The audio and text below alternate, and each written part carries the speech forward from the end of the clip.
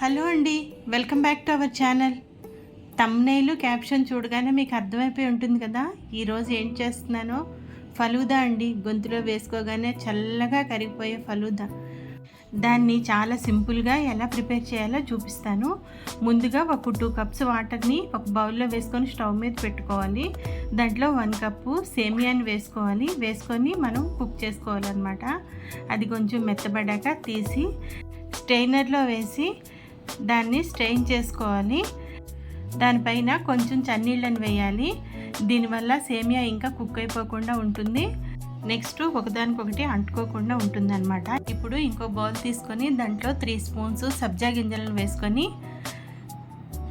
1 cup వాటర్ని వేసుకొని దాన్ని సోక్ చేసుకోవాలి. దీన్ని ముందుగా మనం తయారు చేసుకునే సేమియాని చల్లగా ఉండడం కోసం ఫ్రిడ్జ్లో పెట్టుకోవాలి. తర్వాత ఒక 1/2 లీటర్ మిల్క్ తీసుకొని దీన్ని ఆల్రెడీ ముందు ఫ్రిడ్జ్లో పెట్టే తీసాను. దీంట్లో కొంచెం రోజ్ సిరప్ని వేసుకోవాలండి. వేసుకుంటే దీంట్లో లైట్ రోజ్ కలర్ వస్తుంది. దీనివల్ల మిల్క్కి మంచి ఫ్లేవర్ వస్తుంది. తర్వాత లుక్ కూడా చాలా బాగుంటుంది. తర్వాత ఒక సర్వింగ్ గ్లాస్ తీసుకొని దాంట్లో ఇలా అంచుల వెంబడి మనం రోజ్ సిరప్ని పెట్టుకోవాలి. తర్వాత ఈ గ్లాసులో కొన్ని ఐస్ క్యూబ్స్ వేసుకోవాలి.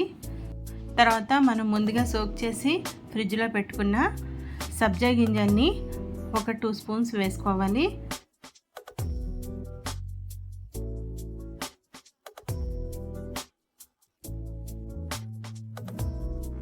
దానిపైన సేమియాని కూడా 2 స్పూన్స్ వేసుకోవాలి. ఇవన్నీ ఫ్రిడ్జ్లోంచి తీసాం కాబట్టి దీంట్లో వేసిన ప్రతి పదార్థం చల్లగా ఉండేటట్టు చూసుకోవాలి.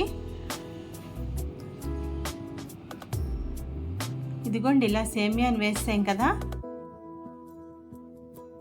ఇప్పుడు మనం ముందుగానే ప్రిపేర్ చేసుకున్న రోజ్ సిరప్ మిల్క్ ఉంది కదండి, దాన్ని ఫ్రిడ్జ్లోంచి తీసి దాంట్లో ఒక 3-4 స్పూన్స్ షుగర్ని యాడ్ చేసుకోవాలి.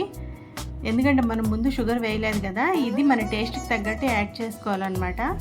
నేను కొంచెమే వేసాను షుగరు, మీరు మీ ఇష్టం ఎంతైనా వేసుకోవచ్చు. వేసుకొని దాన్ని బాగా మిక్స్ చేసి ఈ గ్లాసులో ఇప్పుడు వేసుకోవాలి.